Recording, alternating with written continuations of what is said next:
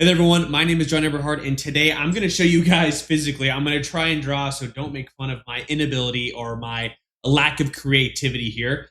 But I'm going to be showing you guys how ad group structures really affect the campaigns that you do, specifically your search campaigns in Google Ads, and why all the other methods I see don't work and what they are, just so you're aware of them and you understand why they don't work. As well as show you the method I use and why it helps me achieve superior results for all my Google Ads client. So if you don't know me, again, my name is John Eberhard. I've worked with, oh man, at this point, like well over 150 brands. I run paid ads for an offer that's based around a free Google Ads audit. I also offer free Google Ads audits for anyone watching my YouTube video. So if you're in a similar boat of any business owner who's not seeing the results that they want from their Google Ads, whether they're doing them themselves or paying an agency, go to the link in the description here. That'll lead you to my website. I do free Google Ads audits. So that being said, I audit tons and tons and tons of accounts, and I've worked with so many business owners who tell me the exact same thing, where they've worked with someone, they're working with someone, they're just not getting the results they want. And when I do these free audits, I literally see the exact same 5 campaign foundational structures every single time. So I'm going to start by going over the ones that I see most. I'm going to explain why they don't work, why they don't make sense. And then again, like I said, I'm going to show you my method and why it works. So this is just basically going to help you understand how Google Ads actually works as a whole. So let's start off here. Number one is going to be what I'm just going to call broad match chaos. So for the most part, let's just say you've got your one campaign here, campaign number one. Okay, and for the most part of this video, we're just going to be talking about search campaigns primarily. So just keep that in mind as well. But it does work very similarly with everything else, because the main thing here is no matter what campaign you're using inside Google Ads, you're still paying per click, right? Everything is still PPC. And volume is still what drives that. And for the most part, or I guess literally actually every single campaign inside Google Ads, your budget is at a campaign level. So those two things are consistent amongst all Google Ad campaigns. So this pertains to every single campaign, but I'm primarily just talking about search campaigns, because that is what, that's the golden campaign. That's what every single local home service or service-based business should be using, whether it's a portion of the budget, a majority of the budget, etc. So let's just say here, you've got your one search campaign. Again, doesn't matter how many you have. This is all going to be the same thing. So for the broad match chaos, what happens here is someone's got their one campaign, right? And then they've got their ad groups here. Campaign, they got the ad groups here. Let's say they've got one ad group. And then under this ad group, that's under the campaign here, let's just put an imaginary budget here. Let's just do $50 a day. We've got the campaign here. They've got the ad group. And then inside this one ad group, they've just got a ton. Like, boom. I've seen some that have even had 300 plus broad match keywords, which is absolutely insane. That just makes no sense. I'm going to teach you why. But let's just say that you've got, you're looking, whether, again, it's you running your Google Ads or someone else. You're taking a look. They got a campaign. They got one ad group, and then in this campaign, there's just tons and tons, or in this ad group, tons and tons and tons of just broad match keywords. Okay. The reason why this fails is because, Google's going to be showing your ads to irrelevant searches due to the actual broad match. I guess just because your keywords are broad match. And what happens then now is your budget's just going to get wasted by tons of irrelevant traffic, and your overall quality score is going to tank. So yes, that is a surface level explanation. I literally looked that up online as to why that fails, and that's what the internet tells you. But here's the actual reason why that fails, okay? So there's a couple reasons, okay? So these lines here are all the broad match keywords you have, whether it's related to all one service offering or just your business as a whole, whatever, it doesn't matter. What's going to happen here, right? So Google is cost per click. It's pay per click, right? So when you have a broad match keyword, all these broad match keywords, let's just pretend that you're a mobile auto detailer. Okay, that's your business. So let's just pretend that a bunch of these keywords can either be, and they're broad. So let's say this one right here, this first one, right? Let's say this first one is mobile. I'm just gonna say mobile auto detailing. So let's just pretend that this keyword is mobile auto detailing, and it's a broad match keyword. Then let's just say that all these other keywords right here, again, they're going to be similarly related to what you're trying to sell, which is your mobile auto detailing services. And you've got an ad group. So let's just say that these ones are auto detailer near me, car detailer, interior car detailer, exterior car detailing, ceramic coating detailing, mobile auto detailer near me, mobile auto detailing, whatever city, right? Blah, blah, blah, blah. You could go on and on and on and on about all the keywords, of course, assuming that you do some keyword research. But what's going to happen most likely is Google is going to choose this keyword. And I say this keyword because it's just like an all-encompassing, right? But what happens is Google is going to choose one keyword like this one that's going to give, like, let's just say 75% of your budget to. And it's going to pick another one that's close. Like maybe this one's like car detailing. right? Car detailer, let's just do car detailing. It's going to give this one probably like 20% of the budget. And then all these other keywords right here are going to get like that combined like 5% of the budget maybe. And if this is how your campaign is set up right now, you can go and look and base it off clicks or costs, and I can guarantee you this is exactly what's happening. So the reason why this happens is because when you have a broad match keyword that's all encompassing like this, like mobile auto detailing, this right here, because it's broad, so broad match keyword means that Google takes every single word inside this keyword literally, right? So, and it also uses it to like, it uses AI and finds similar, right? Or semi other relevant searches. So anything related to the word mobile, auto, detailing, and as a combination, it's going to find. So this keyword is going to literally act as an umbrella. So if anyone was going to be typing interior car detailer Phoenix, let's just say, that's going to get categorized here. And so this is what's going to come up. This is the keyword that's going to get triggered because it's going to get filtered to this, right? So this main keyword here, let's just do another arrow right here. It's going to act as one massive, oh God, I don't even really know how to draw an umbrella, but that's okay. Is that good? Yeah, that's not bad. That's not bad. This keyword is going to act as a massive umbrella, and that's where all the spend is going to go. So why is this bad?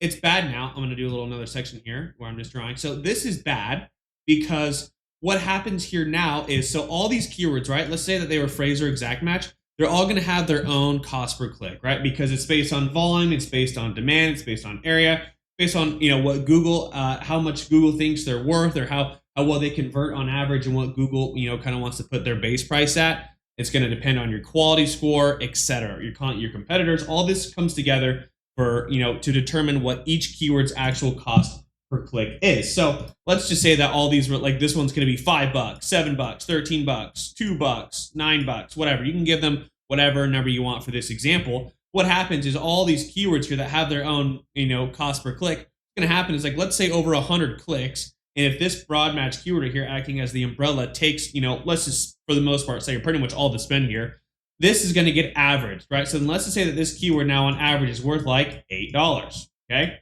Because now, right, all the spend and all the keywords are getting grouped under this one umbrella. This is bad because if you have some outlier keywords, like let's say this one here was $22 because it was just super competitive, it's the one that everyone's using, etc. Let's just say, because that's what's going to happen, especially for any kind of home service or local service business, there will be keywords that are way more expensive than others. If you just use the keyword plumber near me, I guarantee you that's probably the most expensive keyword that you could choose for a plumber, right? But if you were like, where can I find a plumber that's open late night? I guarantee that keyword is like a 20th of the price, right? Because yes, is there less volume? Yes. That's why people typically have a lot of keywords, because if you can have a bunch of them like that, you can save a lot on your cost per click, and you can still be, if your budget's under $5,000 a month, you can still go for, still be spending your full budget, no problem, without using just the most generic and expensive keywords. But this pertains here because now if every single click and every single search is getting averaged to this this imaginary $8 cost per click, right? You can't trim any fat in the account now. You can't go, okay, this keyword is expensive and we've gotten 9 clicks, it hasn't converted yet, so we're just going to go ahead and get rid of it. Boom. Oh, this keyword here is really good, let's keep it. This $13 one here doesn't convert for us at all, that's bad. Let's say there's more over here. This one's $2, let's just say, but it's been searched 40 times, no one's converted. Let's just get rid of that, right? When you do this, right, you're trimming the fat, you're trimming the bad keywords that are taking spend and not converting. You're getting rid of those. So now you don't come up for those searches, and now you're putting your budget and you're only coming up for the ones that are actually generating you, revenue or profit. They're giving you leads, right, for the most part. You can't do that if every single thing is being grouped here into one umbrella keyword. You can't do it. You cannot trim the fat of keywords because it all gets put in here. Yes, you can go into your search terms and look at what people are looking up, and you can make negatives. Sure, but what you're doing is you're almost doing double of something to get the same result, right? You're just doing too much. It doesn't make as much sense. So instead of opening up all the keywords and then trying to pick little tiny a phrase or exact match keywords, because when someone looks up anything, there's so many variations they could look up. If you looked up mobile auto detailing, you could scroll forever on the random things people look up. People will go all the way down to looking up products. How can I do it myself? Where in town can I get this, that, whatever? There are a million searches that have very low volume. So you're going to be choosing phrase and exact match to make negative literally forever, when you could just set it up like, a better way and you can start trimming the fat. So this doesn't work because this acts as an umbrella. It averages your cost per click. And now you can literally, it's very, very hard to actually trim the fat in the account and take control of the budget yourself, right? So what basically this is doing is like handing Google, the actual keys to your account, going, yeah, just spend it however you want. Your ads are going to sell for all kinds of junk. You're going to spend more time making native keywords than you would if you just had a phrase and exact match setup. Also, why does this not make sense structurally, right? So let's just say you've got the same campaign. Let's just say you got the same campaign. Okay, and let's just say, boom, let's say you've got your ad groups here, like the same ad group, right? Let's do ad group. And then we've got this exact setup. But let's say you're like, you know what? I'm gonna have one ad group, like we're gonna do theme ad groups. We're gonna have one that's mainly for, mobile auto detailing. We're gonna have another ad group that's for like interior detailing related keywords, et cetera, et cetera, et cetera, et cetera. So you've got a few more that make sense for all your services, right? Again, this applies to any business. Let's say that you're an asphalt paving company. You might have an ad group for residential paving services, commercial paving services, patching, crack sealing, seal coating, maybe do some striping, whatever, right? Let's say you're going to do the actual themed ad groups. You're going to have keywords in there for all of them. But if you're using broad match in every single one of these ad groups, what's still going to happen here is you're going to have one overarching, setup like this, that where you have keywords that are all just broad, and you're going to have one of these keywords that does the same thing. And now so this right here is all a keyword level inside of one ad group, right? This thing, we see this happening where 75% of the budget's going here. There's an umbrella keyword, 20% here, the rest here. This exact same scenario happens when you zoom out and you look at your ad group. So what's going to happen here is probably like 80% of your spend is going to go towards this one ad group right here. Maybe like, honestly, even like 17.5% is going to go here. And then you're just going to see a tiny little fraction, right? The little remainder going to these, right? So the exact same thing that happens inside your one ad group, if you have all the broad match keywords that acts as umbrella, the exact same thing happens here, because remember, your budget is at a campaign level. And because you pay per click, no matter what, your spend always is going to go towards what has the most volume. Whether it's the cheapest converting, whether it's the one that brings you the most return on ad spend, whatever it is, no matter the keyword, no matter the theme, no matter the ad group, your budget is going to go towards what spends it. Where is the volume at? So that's why it's so important for you as an agency or someone running the ads yourself, or like me. My job is to trim the fat in someone's account to get it to a point where, hey, we're spending the money in the most effective, most highest returning, areas of the account as possible. Whether it's keywords, whether it's ad groups, whether it's campaigns, whatever, right? So you can't do that when it all looks like this. And so then on top of that, when you set this up, this is also how your ad groups look. It does the exact same thing. And so everything gets averaged, everything gets stuck. So you spend all this time making either one or multiple ad groups, making a bunch of keywords, doing the research, writing the ad copy. And then what happens is literally all your budget gravitates towards about one or two keywords in like likely one single ad group, right? So why doesn't this work? Quick recap. It averages your cost per click. You get no testing done because it just gravitates towards the one thing that has the most volume. So you're just spending all your time doing this, and this stuff's never going to get any spend. And you have no control over the account. Everything gets gravitated towards what has the most spend. You're going to spend all your time making, negative search terms, et cetera, et cetera. So this is the main thing that I see. So let's just go ahead and go down here. I'm going to make another one. Let's go to the next one. So I kind of did 2 for 1 in here, right? I talked about a campaign that has one ad group that has all broad match. This is exactly what happens. And I talked about someone who does a campaign that has multiple ad groups, but still uses broad match in all those ad groups.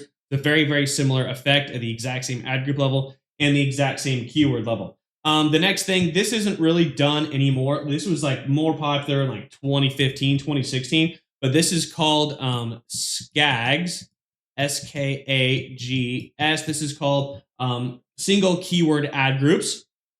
This is close to what I do, but not quite. But what happens here is basically, you've got your campaign, and then what you've got here, like let's just say that you've got, and you're not going to want to do this with broad, it would make no sense. Broad match keywords, you'd end up with this exact scenario again. But let's say you're using phrase and exact match, and you're going to do, right, single keyword ad groups is exactly what it sounds like. So you've got one phrase or exact match keyword per ad group.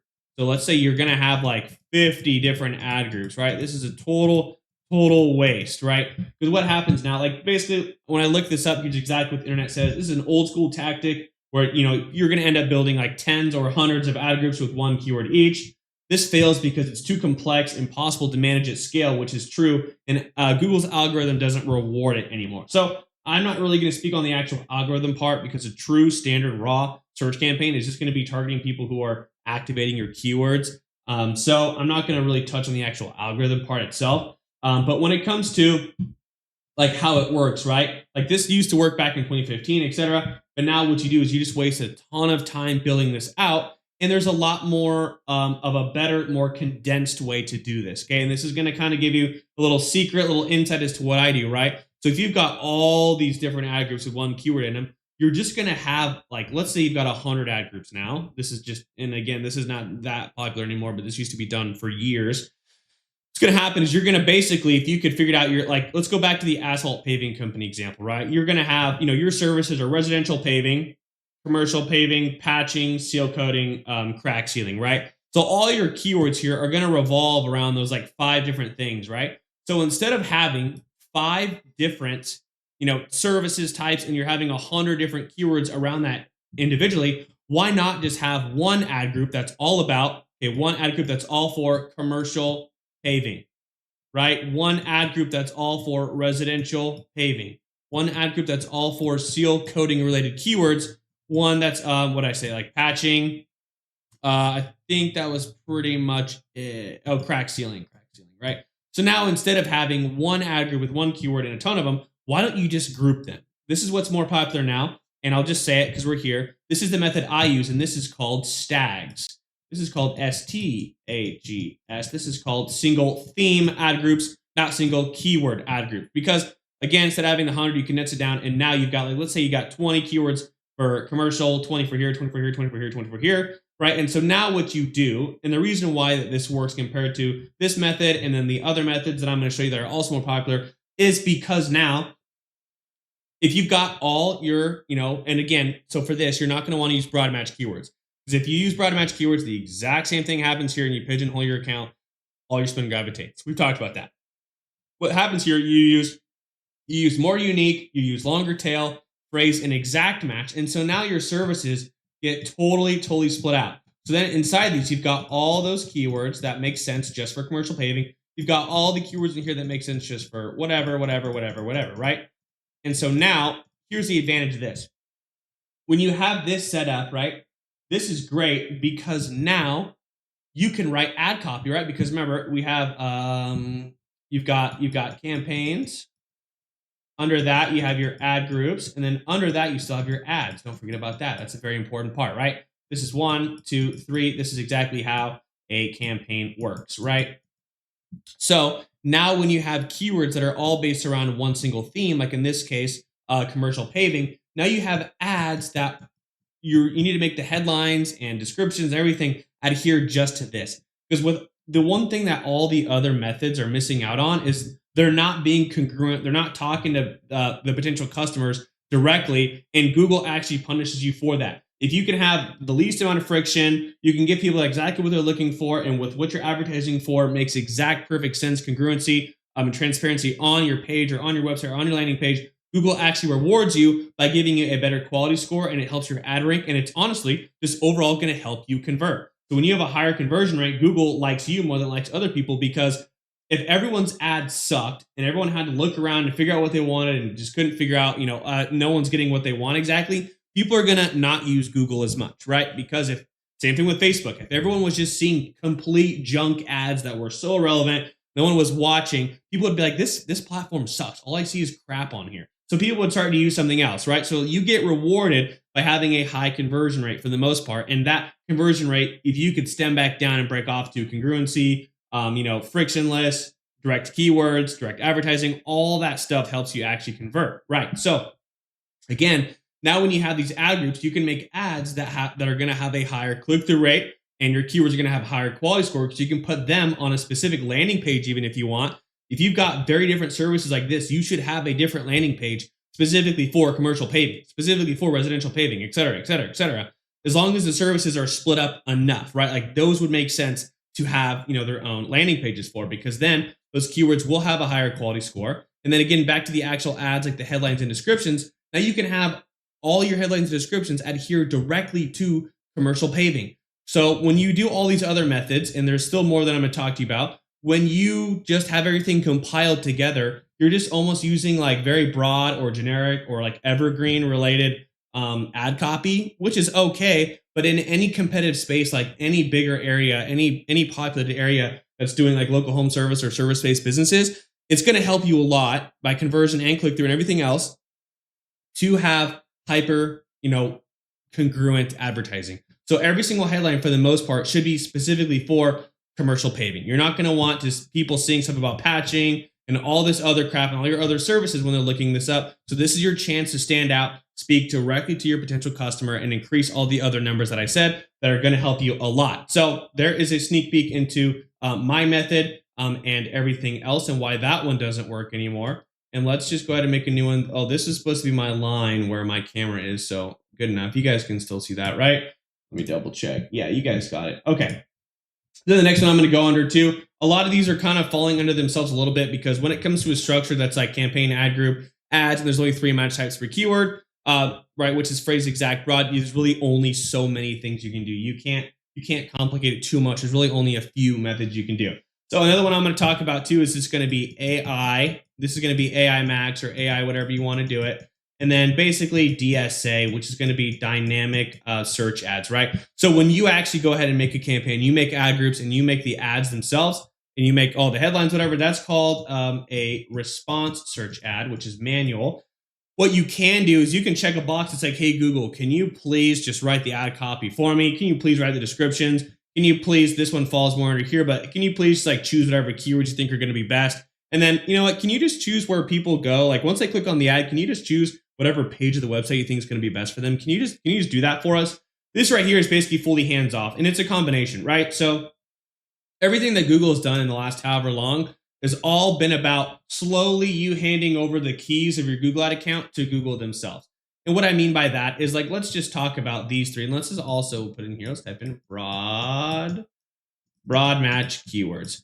All of these things, the 3 things right here, I'm not saying they're bad or good, but obviously I don't use them. And anyone who's really effectively going to run your account for the long term and help you scale your business is not going to be taking advantage of these. But these are the things that Google likes. And Google likes them because it makes things easier for you and it always makes sure that you're spending your money, okay? So again, we want full control. We want to see what ads and what copy is doing the best. We want to do that. For AI Max, we do not want Google choosing our keywords. If you've ever just made a campaign from scratch, right when you were going down all the lists of stuff and you get to where you're finally making your first ad group that goes right into your first ad, you will probably always see that they already have a pre-selected huge list of keywords for you just run with. And if you notice, it's this exact setup. It's just a ton of broad match keywords that are related to your business, but they're just related to you as a whole. So they're going to include every keyword about every service and your brand match, potentially even competitors, everything else, and they're just all going to be broad match. And so if you just ran with it, this is the exact situation that would happen.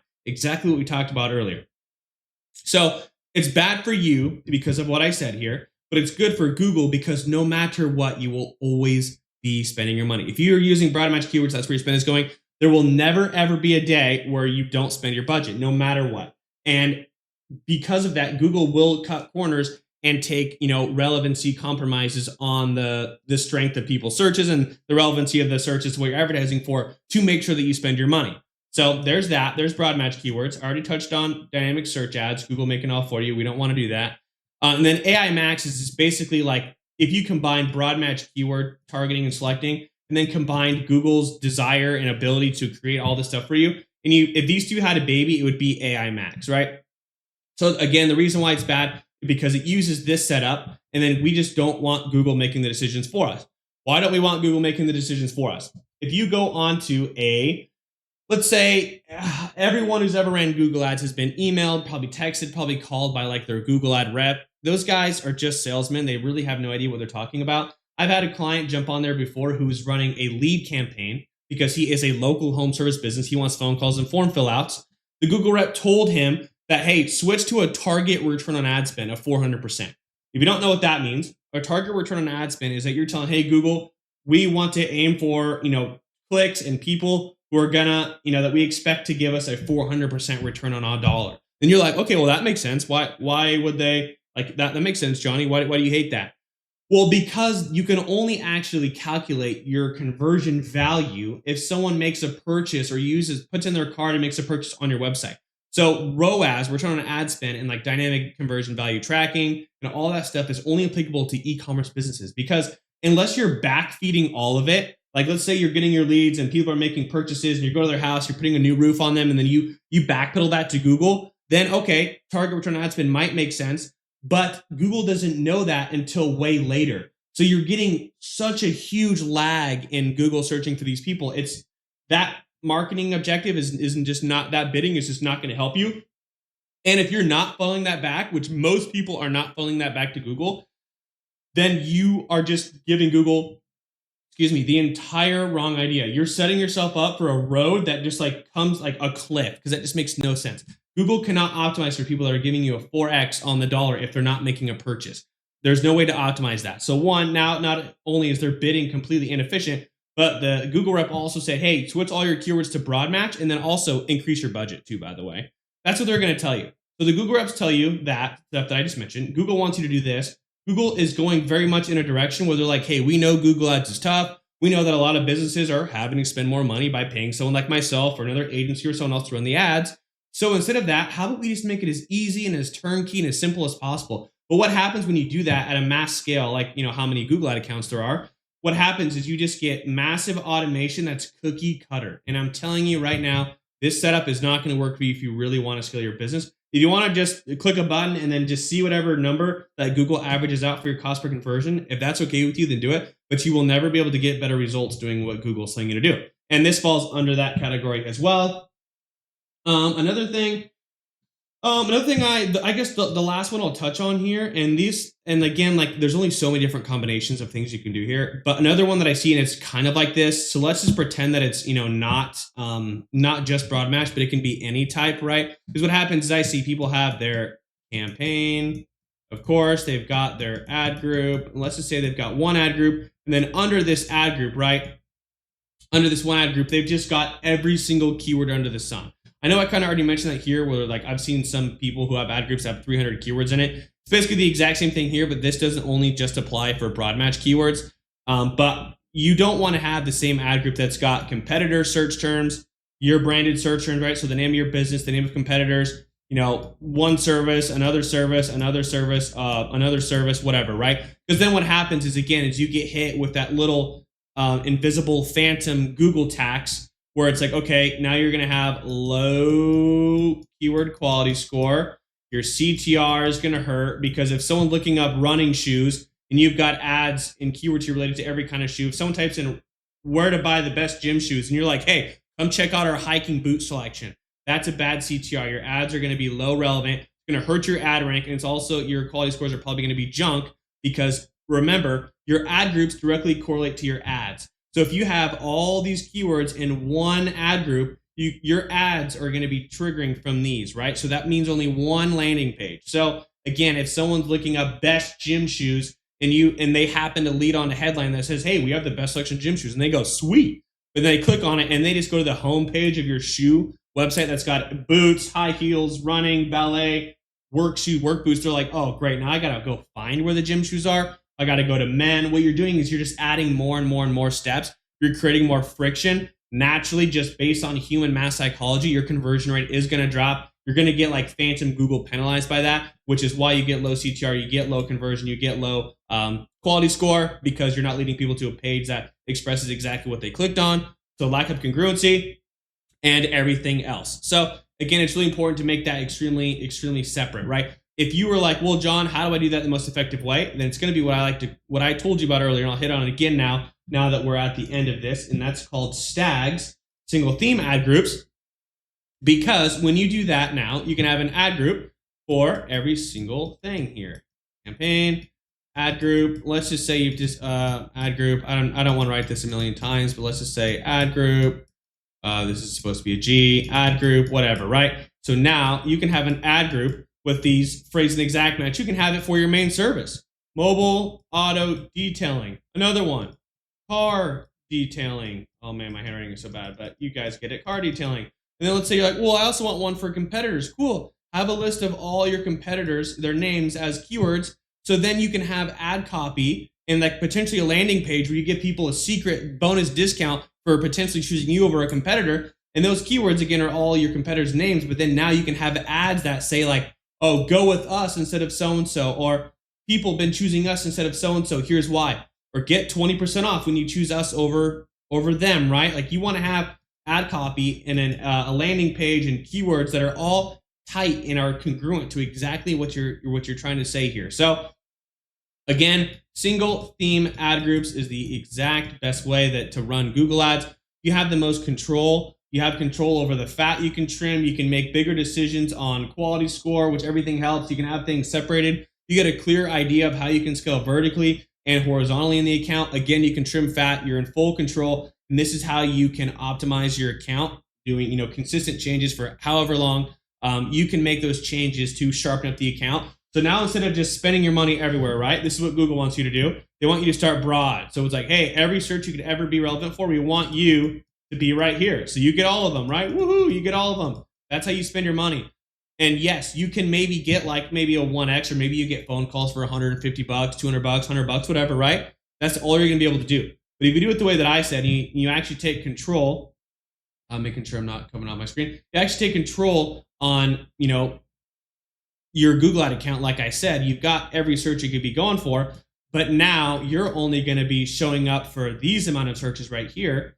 And trust me, if you're spending less than $10,000 a month, don't even worry about like, well, Johnny, what if we tap this out and we have to expand? That's part of scaling. I'll get to that in a different video.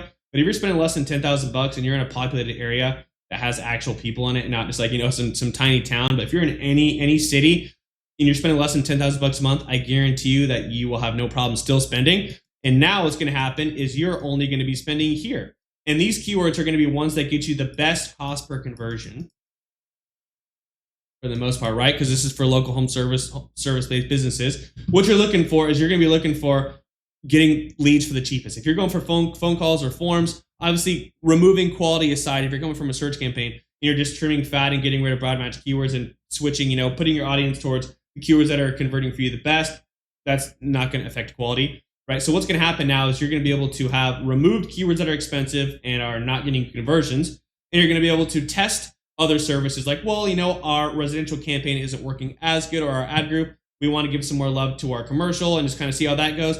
All those changes, and that's just called trimming fat, is now what's going to happen is, okay, you get to one area. Now you're using half the pie. Now you're going towards this amount of the pie, and then here, and then here, and then here. And then eventually you're going to get to a spot like this where you're like, awesome. We're now only shown for our best, highest converting keywords and services, and now we're able to crush. And the difference between this is like, let's say you can get calls from anywhere from like probably $120 in my knowledge to even like $250 or even plus. Like it really just all depends. But you can very, very easily start getting calls for like $30 to $50 here in this area. And if you are any kind of local home service or service-based business, oops, I just realized I cut this part off right here, but you know how much of a difference this is. This is scaling right here. If you can do this at $10,000 a month ad spend, you can make a lot of profit. This is how you can grow your business on just a channel of Google ads. So I know this is long. I know this is in depth. This is not for beginners necessarily, but I just wanted to show you everything that I see auditing tons and tons of accounts, and why the method that I use stags, like why I preach it and why it actually makes the most sense. So if you have any questions at all, please let me know in the comments down below. Also, like I said, I do free Google ad audits. I do them all the time. I love doing them.